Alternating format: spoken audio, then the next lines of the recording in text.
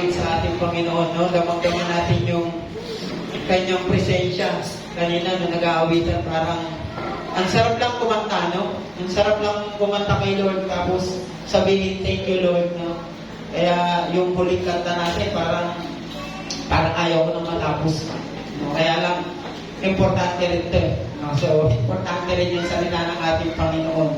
So, ngayong umaga, pag-uusapan natin, ang title natin ay, kung titignan nyo, mayroon po akong kauna-unahang PowerPoint sa tanan ng buhay ko na ginawa. Kaya pagpasensya nyo na po kung medyo sablay. Pag nakakakita po tayo ng ganyan, ano po yung ibig sabihin? No? Si Ate Dolor, marami niya, nakita ko sa wallet niya. Meron pa ng Mercury. So, pag tayo may ganyan, ibig sabihin, meron tayong makukuha mga benefits, may mga discount, no, may mga freebies, etc. No, pag meron tayong ganyan, ibig sabihin, ikaw ay kaanib ng Pure Gold Perks card, no, ikaw ay membro ng kanilang ganyang card, tapos SM Advantage card, at kung ano-ano pa. No, kaya ngayong umaga, pag-uusapan natin the importance of church membership. No? Nagaling sa aklat ng Acts chapter 2 verse 41 and 42, then Romans chapter 12, 4 and 5.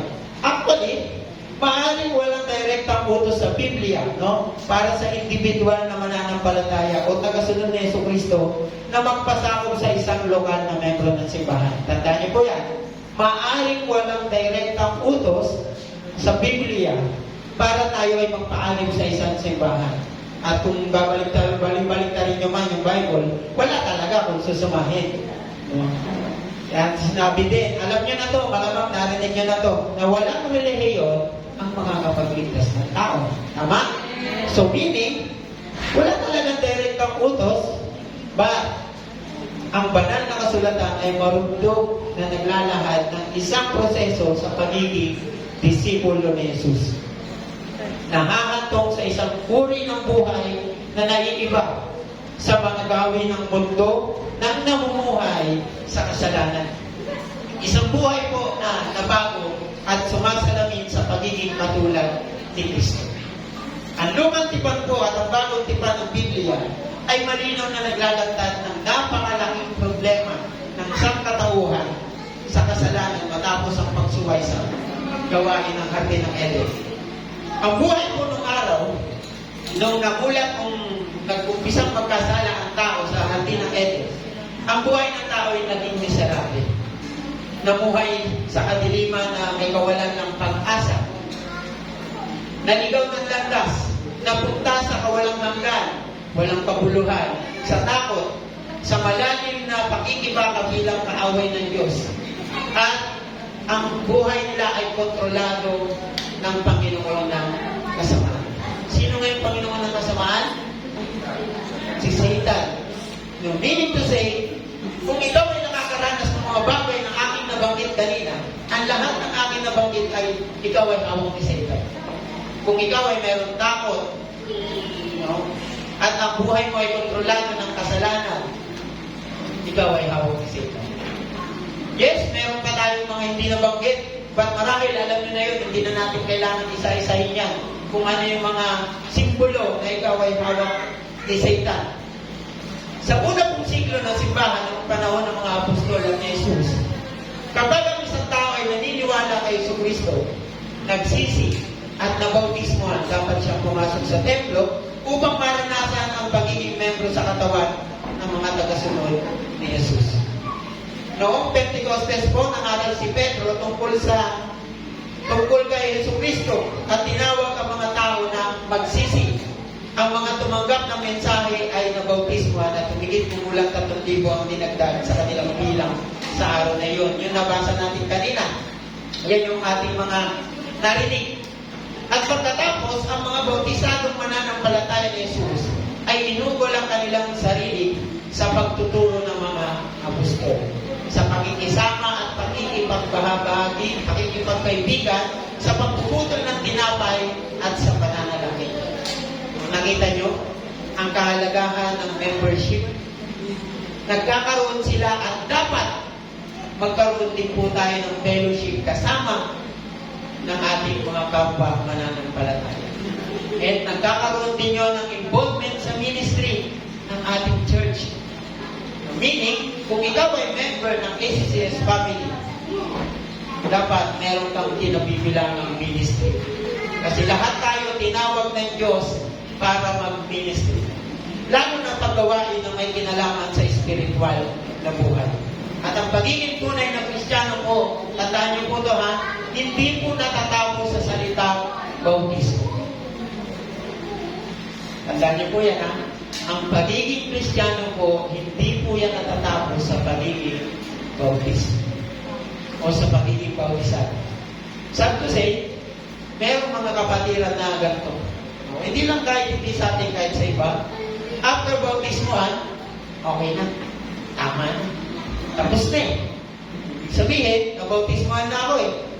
Hindi po ganun ang gusto ng ating Panginoon. Sa Acts chapter 6 po, dumami po ang mga mananampalataya ni Jesus sa pamamagitan ng pagtubay ng Espiritu ng Diyos. Sila ay inorganisa sa iba't ibang mga pananagutan na nagtataguyod ng ministeryo ng salita, ng pagpuputol-putol ng tinapay at ng panalangin. Ang mga mahalagang orientasyon at seremonyang iyan ang nagbibigay sa atin ng sumusunod na panimula at mahalagang aspeto sa pagiging membro ng simbahan. Minsan, iisipin natin marahil na kung wala naman direktang utos na maging bahagi ng simbahan, eh bakit pa? Naisip niyo na ba yun minsan? Kung wala naman talagang utos ng Diyos na may direktang magbahagi o magpabahagi, maging membro ng simbahan, eh bakit pa?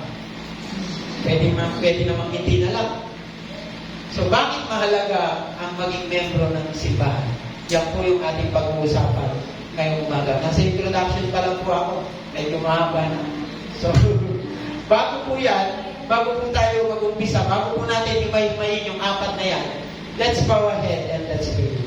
Yes, Heavenly Father, we honor you and we glorify your holy name. Salamat po, Panginoon, sa iyong dakilang awa at habag na kami po ay dinala mo sa lugar na ito upang kami po ay mag-aral na yung salita, makinig na yung mga salita, Panginoon, na titimo sa aming mga puso at sa mga isipan namin, Panginoon. Nadadali namin habang kami ay nabubuhay. Tulungan mo po ang bawat isa sa amin na maintindihan ito, lalo lang po ang maghahatid na yung salita, Panginoon. Gamitin mo po ang iyong panlingkod bilang isang daluyan ng pagpapala at ikaw na ba ang siyang marinig namin at hindi po ang aming kailangan. Maraming salamat po. Samahan mo po kami, Panginoon. Ganun din po, we pray na pinapanalangin din po namin si Pastor Ted na nasa saving grace, Panginoon, sa mga oras na ito sa kanyang pagbabahagi ng salita. Salamat po. Ito po namin dalangin sa pangalan ni Jesus. Amen. Bakit mahalaga ang maging membro ng simbahan? Meron pong apat na kasagutan. Una, ang bagal no? Sensya ka na. Medyo traffic kasi yan ang ginagawa ko eh. Una, church membership is submission to Jesus calls for discipleship. Sa Matthew chapter 28 verse 19 to 20, sabi yan, narinig natin last Sunday ang teaching about Great Commission. Pag sinabi natin commission, merong utos na kinakailangan natin sundin. Nakita natin yan o narinig pa last Sunday nung preach ni Pastor Jeff. Ang pangunahing utos na Jesus ay go and make disciples. Tama? Kumayo kayo at gumawa ng mga talaga. Ito po ay maaaring kunin mula sa pananaw ng parehong baguhan at veterano ng mga pamamaraan. Ang lumang kamay ay dapat kunin o abutin ang mga nasa kadiliman mula sa labas ng kulungan na may layuning gawing disipulo ni Jesus. Yung mga bagong dating na anak ng Diyos. Yung bagong mananampalataya. Tayong mga luma na, parang pangipakinggan ng mga luma, tayong mga datihan, ay dapat abutin yung mga bagong mananampalataya para maging disciple natin or disciple ng ating Panginoon. Kung Matthew chapter 28, verse 19b and 28, ay ang mga katapat ng utos ni Jesus na nagsasabing, bautismuhan ninyo sila sa pangalan ng Ama at ng Anak at ng Espiritu Santo. At turuan sila sumunod sa lahat ng inuutos ko sa inyo. Pag kayo ay nabautismuhan, hindi po kayo alagad ni Pastor Marlon, ha? Hindi po kayo alagad ni Pastor Dan, ni Pastor Den. Hindi po kayo alagad ng simbahan. But alagad po kayo ni Jesus. Dahil kung tatandaan niya, baka sabihin, ayaw ko magpabautismo dyan kasi ayaw ko maging alagad ni Pastor Marlon. Ayaw ko magpabautismo dyan kasi ayaw ko maging alagad ni Pastor Dan. Hindi po gano'n. Pag tayo po ay nagpabaptize, tayo po ay magiging alagad ng ating Panginoong Jesus. Since ikaw ay member ng simbahan na ito, na magdi-disciple ka, lahat ng natutunan natin dito ay hindi pwede manatili lang sa ating kaisipan. Pastor, hindi naman po ako pastor, kaya niyo na po yan. Kayo na lang po mag-disciple sa kapwa ko mananampalataya. Lagi natin isipin at pakatandaan yung sinabi sa atin ng wider. Ano ba yung sinabi ng wider? Ano ba yung dalawang mindset? Sige na, testingin natin yung mga leaders. Mga leaders, ano yung sinabi ng tama ko na dalawang mindset na pwede natin panghawakan? Every believer is a minister. And every leader is an equitter. Ang ganda, di ba? Ang ganda ng una, kung tayo ay naniniwala at sumasampalataya sa Diyos, magmi-ministeryo po tayo. Hindi po tayo mananatiling nakaupunya. Hindi po tayo mananatiling tagapakinig. Dahil utos din po yan ng ating Panginoon na may kailangan tayo gawin. Ang mga nabautismuhan at naturuan ay dapat nasa saklaw ng pagiging disipulo. Ito ay pagpasok sa kanila sa kawan at pag-iikain sa kanila na maging bahagi o maging membro ng simbahan at magkaroon ng oras para magbahagi ng God's Word. Pakikisama sa isa't isa, pagpipira-piraso ng tinapay at pagdarasal, ang pagiging disipulo ay nangyayari sa kapaligiran ng simbahan. Kaya kung susumahin natin maigi at pagbubulay-bulayan ng pagiging membro ng simbahan, ito po ay utos ng ating Panginoon. At pag-utos ng ating Panginoon, kailangan nating sundin. Dahil kung hindi, magagalit si Lord. Parang sa bahay lang natin, bilang anak ng ating mga magulang. Pag may utos siya na hindi natin sinunod, magagalitan tayo. Tama? Pag hindi natin yan sinunod, magagalitan tayo. Wala pong magulang na natutuwa pag sinusuway ng kanyang mga anak. Kahit lumibot po kayo sa buong mundo, walang ganun. Kahit nga po, huwag na natin tingnan yung galit ng ating Panginoon eh. Eto, marahil narinig nyo na to. Pag sinunod natin si Lord, blessing. Tama? Pag sinuway natin si Lord, sumpa. At dahil madalas na natin narinig to, o dahil nagbabasa na tayo ng Biblia, hindi na natin kailangan isa-isahin pa ang pwedeng makuha natin pag sinunod natin siya. In fact, sinabi din sa John 14 verse 15, if you love me, you will obey what I command. John 14 verse 21, whoever has my commands and obeys them, he is the one who loves me. Kaya kung sinasabi natin mahal natin ang Diyos, sundin natin siya. Church membership is submission to Jesus' goal for discipleship. Pangalawa, church membership is the venue for nurture towards transformation into Christ-likeness. Ang pagiging membro ng simbahan ay ang lugar para sa pag-aalaga tungo sa pagbabagong anyo sa pagiging katulad ni Kristo. Oops! Katulad ni Kristo. Taas ang kamay ng gusto maging katulad ni Kristo. Siyempre, lahat tayo. Pero alam niyo, nung pinapupulay-bulayan ko ito, ayaw ko po. Ayaw ko maging katulad ni Kristo. Bakit? Kasi kahit kailan, hindi na po natin siya magiging katulad. Diba? Hindi tayo magiging perfect. Dahil tayo bilang tao, tayo po namumuhay na may ganang natural na kasalanan. At kung susumahin, Mahirap maging katulad ni Kristo. Kasi minsan, ang pagiging katulad ni Kristo, marami ang nakakibat na problema. Minsan yung problema ko nga lang sa bahay, hirap na ako, idadamay ko pa yung problema ng kapitbahay. Diba? So, pero, masarap maging katulad ni Kristo. Kahit mahirap.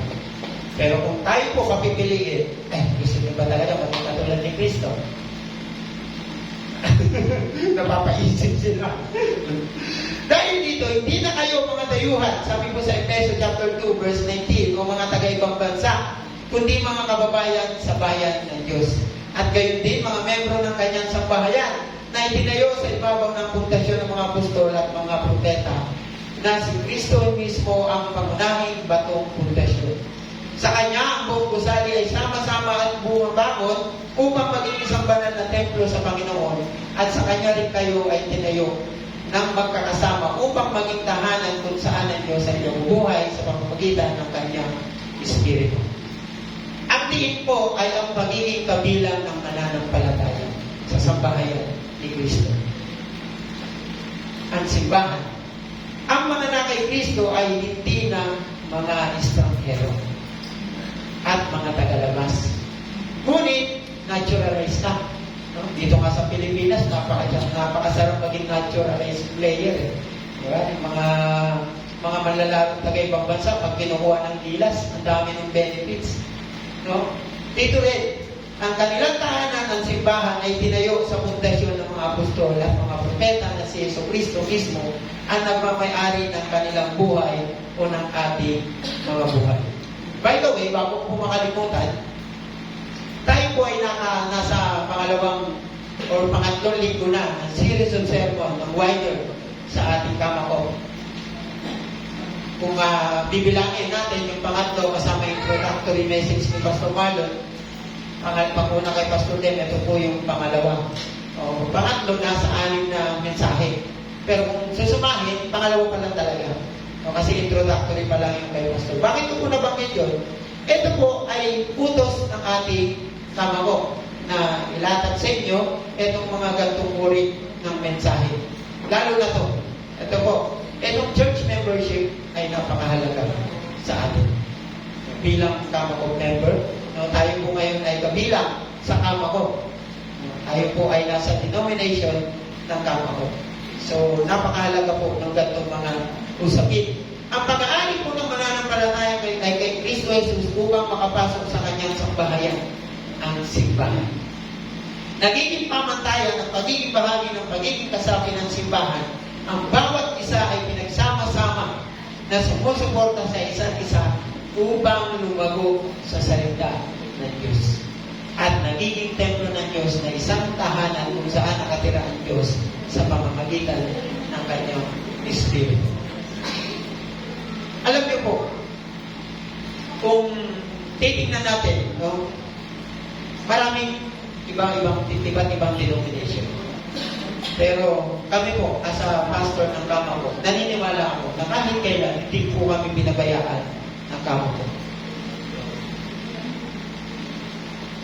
Lalo na po, pag-usapin pagpapalago ng spiritual na buhay.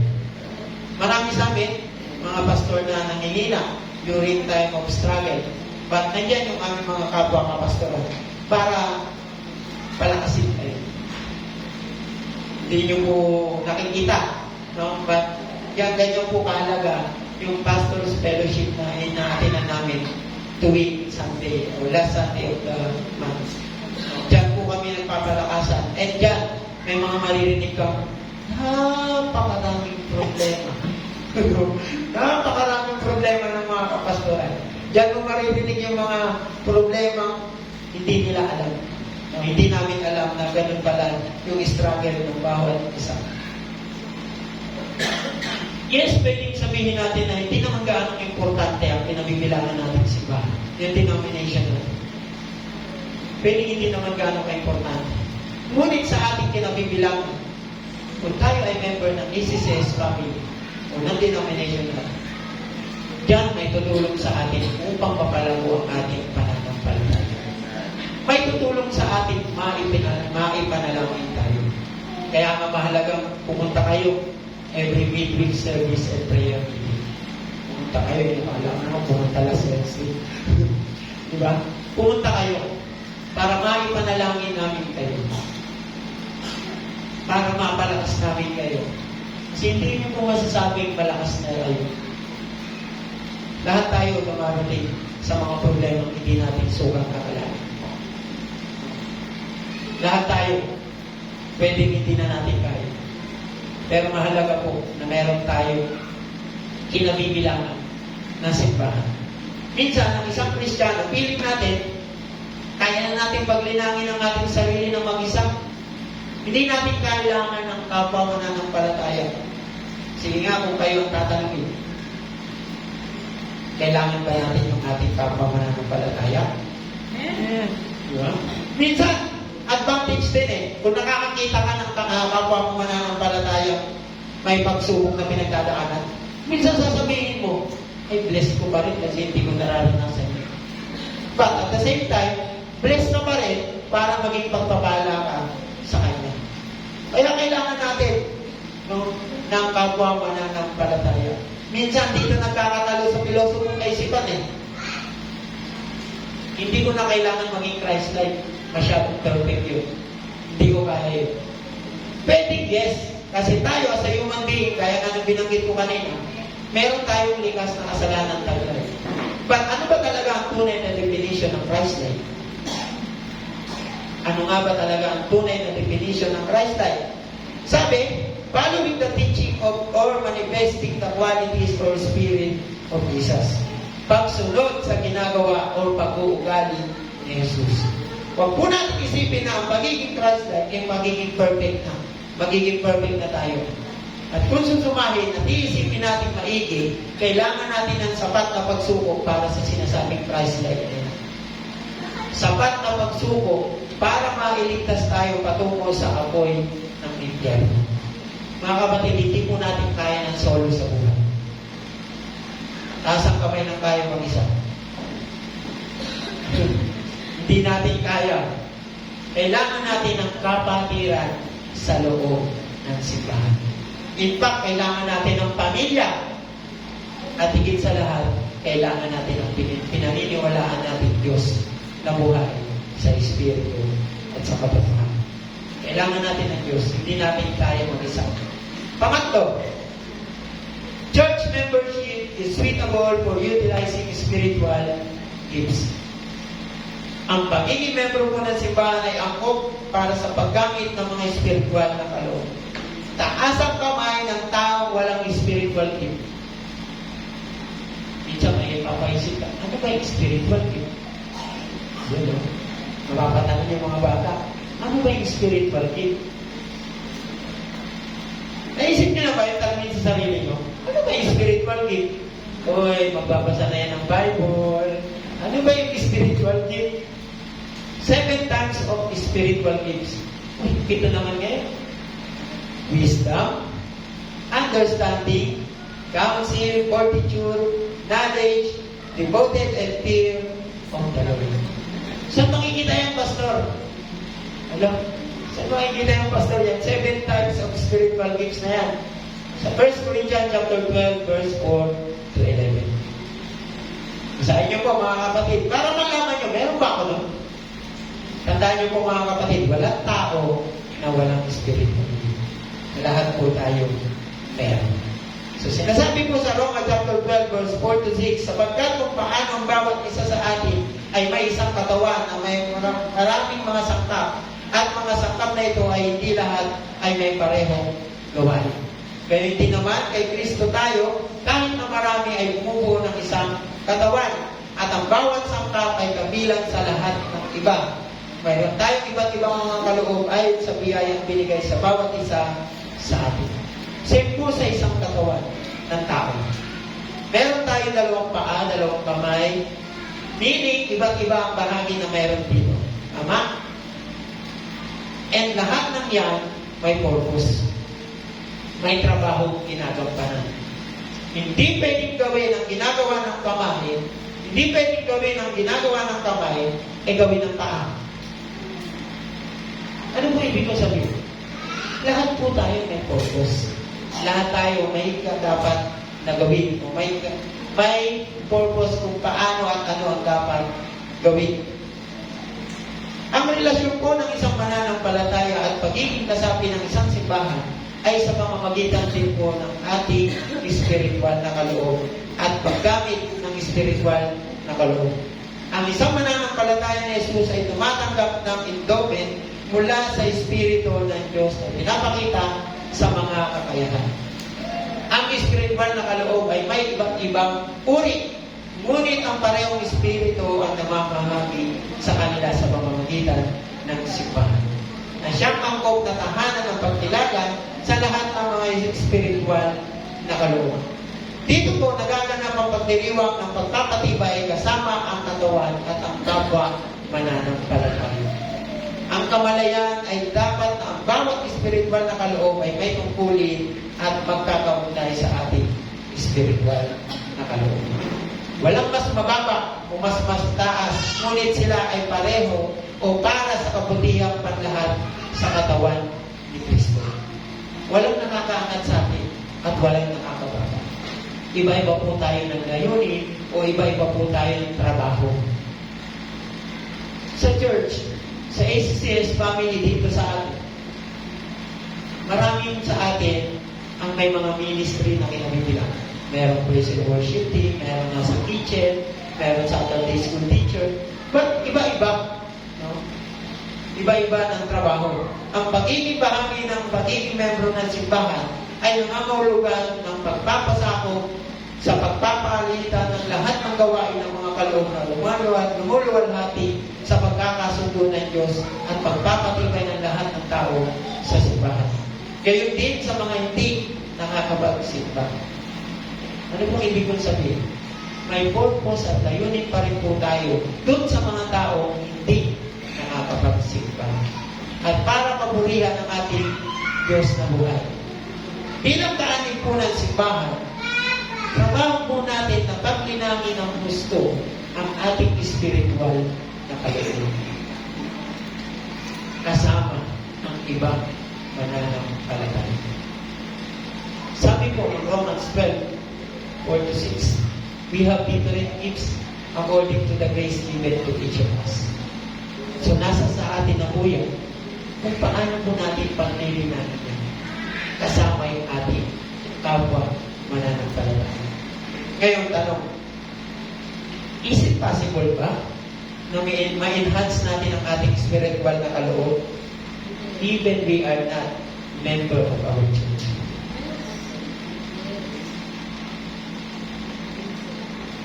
You think so? Pwede po sa pamamagitan ng pagbabasa ng Biblia. Pero kung susumahin, kung kayo po ang tatanungin, possible ba? Kasi kahit sabihin natin na fully naniniwala na tayo kay Lord as our personal Savior, kahit sabihin na natin na matibay na ang pananampalataya natin, kailangan mo pa rin ng isang simbahan na magpapakita sa iyo at magpaparamdam sa iyo na kabilang ka sa pamilya ng ating Panginoon Jesucristo. Lalo na po sa panahon natin ngayon, tandaan niyo po ito ang mga tao po ngayon, big impact na sa kanila o isa sa tinitingnan nila bago sila magsimba. Ito po isa po sa tinitingnan ng tao bago sila magsimba ay yung church. Yung mga tao sa church, yung status ng church, may factor po sa kanila yan. Hindi na ako magsisimba dyan. Bakit? Tingnan mo yung mga tao nagsisimba dyan, ganun pa rin naman. Hindi naman nagbabago. Malaki po ang factor ng simbahan. Yung pagiging member ng simbahan natin, hindi po ito biro-biro. Paglabas natin yan, yan, member yan ng ACCS. So may factor. So meaning, ang simbahang kinabibilangan natin, malaki ang impact para sa ibang hindi nagsisimba. Meron po akong kilalang pastor na nakakwentuhan ko yun.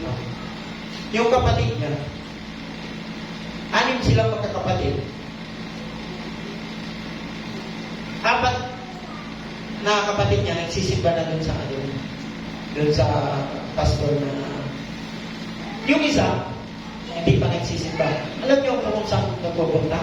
Sa iba't ibang simbahan. Bakit? Tinanong ko siya, bakit pinapayagan mo? Sabi niya, hinahayaan ko lang siyang mag-shop, church, happy ba yun?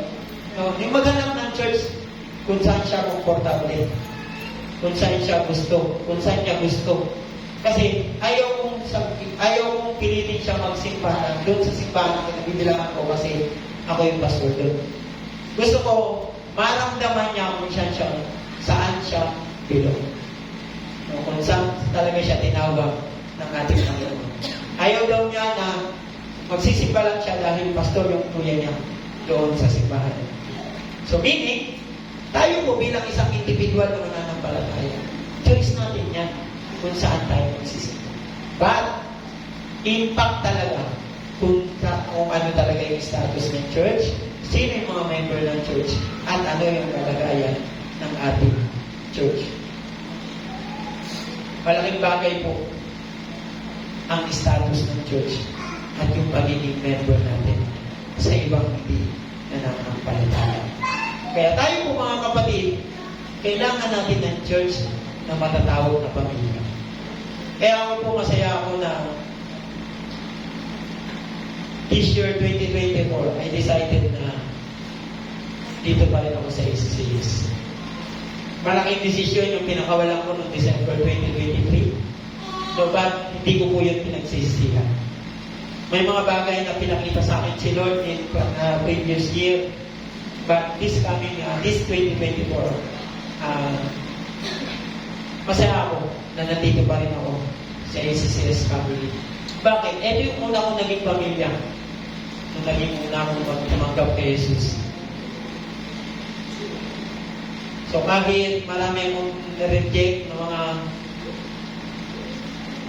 mga pinakita, but may pinakita talaga si Lord sa akin. Nandito pa rin ako natin.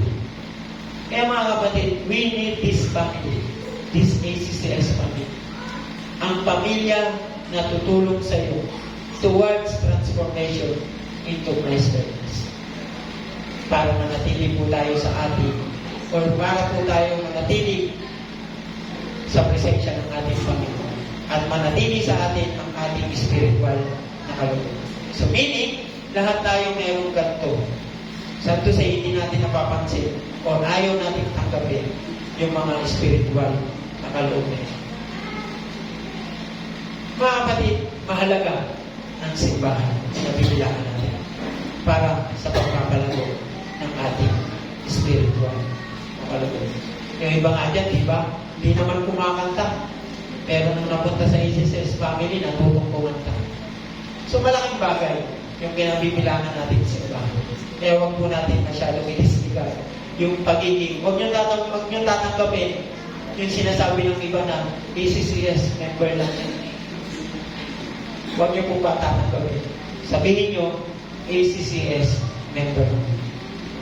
So maging proud tayo na nandito tayo sa ACCS na. Pangapat ko, church membership equips a person to face the daily challenges of life. Dito, mas kailangan natin ng kapwa mananampalataya. Ang pagiging member po ng simbahan ay nagsasanay sa isang tao upang harapin ang pang-araw-araw na hamon na buhay. Gaya nga ng sinabi ko kanina, hindi natin kaya mag-isip. Sabi po sa Efeso chapter 4, verse 4 to 8, may isang katawan at isang espiritu kung paano tinawag kayo sa isang pag-asa ng tawagin kayo, isang Panginoon, isang pananampalataya, isang bautismo, isang Diyos at Ama ng lahat, na nasa ibabaw ng lahat at sa pamamagitan ng lahat. Ngunit sa bawat isa sa atin ay binigyan ng biyaya ayon sa pagkakabahagi ni Kristo. Ito ang dahilan kung bakit sinasabi niya, nang siya ay umakyat sa kaitaasan, siya ay kumuha ng maraming bihag at nagbigay ng mga kaloob sa kanyang bayan. Ano po ang ibig sabihin na siya ay umakyat? Maliban na siya rin ay bumaba sa mas mababang makalupang mga relihiyon. Siya po na bumaba ay ang mismong isa ng umakyat sa itaas ng lahat ng langit upang punan ang buong sansinukoy. Kaya nga, si Kristo mismo ang nagbigay ng mga apostol, mga propeta, mga evangelista, mga pastor at mga guro upang ihanda ang kanyang mga tao para sa gawaing paglilingkod. Upang ang katawan ni Kristo ay mapatatag hanggang sa maabot nating lahat ang pagkakaisa sa pananampalataya at sa kaalaman tungkol sa anak ng Diyos. Mga kapatid, ang mga talata po na binanggit natin kanina, o narinig natin kanina, ay kahangahangang deklarasyon tungkol sa pagkakaisa sa Diyos at ng lahat kay Kristo Jesus. Ang paninindigang hingil sa isang Diyos ng lahat na nasa ibabaw ng lahat at nasa lahat ng tao sa pamamagitan ni Kristo, mayroon isang Panginoon, isang bautismo, pananampalataya, pagtawag, pag-asa, at Espiritu. Ito po ang simbahan. Kung saan ang lahat ng mananampalataya ay nagiging membro at pinagsama-sama. Ang mensahe po ng pag-akyat ni Jesus sa langit ay nagsasalita ng katotohanan na siya ang mismong bumaba at siya rin isa na umakyat. Meaning, yung church membership po na yan na sinasabing equips a person to face the daily challenges in life dahil po kay Kristo Jesus. Ang pagiging member po ng ating simbahan ang magiging katulong natin para harapin yung mga pagsubok natin sa buhay. Ngayon tanong, Pastor, kahit naman siguro wala ako dyan sa church na yan, kaya kong harapin yung mga pagsubok ko sa buhay. And tanong, sigurado ka ba talaga na kaya mo? Yes pa lang ng direct ang inutos na magpa-member tayo dito. Patanungin yung mga sarili ko, kaya ko ba talaga nang walang tulong ng iba? Minsan, may mga sarili tayong desisyon na tayo lang yung nakakapag-desisyon na hindi natin kailangan ng ibang mananampalataya. But, minsan, kailangan din natin ng suggestion ng iba. Ako po, bago ko po pinakawalan yung desisyon ko, marami kong tinanong o marami kong kinonsider. Mga suggestion ng ibang tao, lalo na po yung mga taong malalapit sa akin. Dahil minsan, yung desisyon natin, sali-saliwa. Minsan, hindi naman talaga yun yung gusto ng puso natin. Hindi yan yung gusto ng isip natin. Kaya yung iba nating mga kapwa mananampalataya ay malaking tulong kung paano tayo magdidesisyon sa ating buhay. Ganun din sa mga problema ang kinaharap natin. Nang nakaraan nga, kinakalikot ko yung motor ko kasi inaayos ko yung brake light. Sabi nung isang empleyado na may puti, Pastor, palitan mo na kasi yung motor mo. Sabi ko, pag pinalitan ko itong motor ko, nang ibabaw na sa akin yung needs, ay yung wants. Yung wants versus needs tayo. Doon muna tayo sa needs. Huwag muna tayo sa wants. So meaning, malaking bagay, minsan, ano ba masasabi? Minsan, matidisregard natin yung sinasabi ng iba, but minsan, malaking bagay, malaking tulong. Ibipilter lang po talaga natin. Ang sinasabi ko po rito, ang pagiging church member natin ng ACCS ay malaking tulong. Gaya nga na sinabi ko kanina, hindi natin kaya mag-isa ang problema natin sa buhay natin. Hindi natin kaya. Minsan nga, dahil nga sa mga advice ng mga kapatiran natin na pinadala ng Panginoon, tandaan niyo po, yung maayos ang advice, padala po yan ni Lord. But yung sablayang advice, padala po yan ni Satan. Para sirain kayo. Ngayon, ipipilter nyo lang. Ano ba dito yung pinadala ng Diyos? Alin ba dito yung pinadala ni Satan? Doon, magkakatalo kung gaano kalalim yung pananampalataya natin. Para sa lisigit talaga. Kung ano ba talaga yung pinadala ng ating Panginoon. Kahit nga sa financial na problem natin na pangangailangan no? Minsan makakasahan natin yung mga kapatiran natin. Kaya pagbaba ko po rito, pautang ako ha. Di ba? Minsan, hindi natin namamalayan, malaking bagay o malaking tulong yung iba nating kapatiran. Kaya, wag na muna kayong magbulungan ng pautang. Malaking tulong lalo na po sa panahon ng krisis ng bawat isa sa atin. Ngayon, tanong sa inyong palagay, para sa conclusion natin ngayong umaga, bakit mahalaga maging member ng simbahan ang isang mananampalataya kay Kristo? Tika po tayo. Una, ang pagiging member ng simbahan ay isang pagpapakita ng pagsunod sa utos ni Jesus para sa pagiging disipulo. Obedience to Jesus' command for the discipleship. Ang pagiging membro po ng simbahan ay mangangulugang ganap na pagsubok sa Panginoong Jesus. Is the right church member is the right place for discipleship process. Church membership ay ang tamang lugar para sa proseso ng discipleship, pag-aalaga para kay isang Kristiyanong pamumuhay. Guarantees hope and belongingness to every believer. Ang pagiging member mo ng simbahan ay tumutulong sa mananampalataya na matuklasan, umunlad at magabayan ng wasto sa paggamit ng kanyang mga kaloob o kakayahan upang makilahok sa gawain ng Panginoong Jesus. It helps the believer to discover, develop, and properly guided in his or her gifts for capabilities. Next, church membership assures camaraderie at all seasons of life. Ano ang ibig ko sabihin? Pakikipagkaibigan sa lahat ng panahon ng walang hanggang pagtitiwala sa pagbibigay at pagsuporta sa isa't isa ng buhay, pagkakaroon ng isang tapat na kaibigan sa ating buhay. Aminin man natin sa hindi, pag tayo ay church member ng HCS, yung mga tao dyan magiging impact sa inyo at magiging tunay niyong kaibigan. Next, church membership, it makes an individual person to ready and overcome when confronted with testing and trials of life. Minsan, yung mga pagsubok natin sa buhay, malaki. Gaya nga na sinabi ko kanina, malaking bagay yung ating mga kapatid.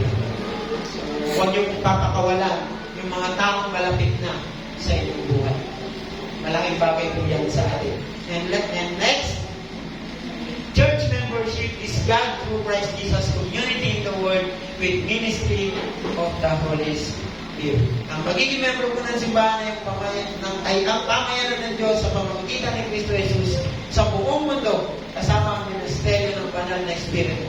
Sa makatuwid, ang bawat mananampalataya kay Jesus o sino mang nagpahayag ng pananampalataya sa Kanya ay dapat maging bahagi ng simbahan. Mga kapatid, being the member of the church ay patunay na tayo ay nakay Kristo. At pag tayo po ay nakay Kristo, gaya nga ng kaninang unang PowerPoint, maraming benefits o privilege. Marami tayong kayang gawin. Hindi man sinasabi na, direct ang sinabi na pag-ialim tayo sa isang grupo o samahan, ngunit napakahalaga po na meron tayong gawin.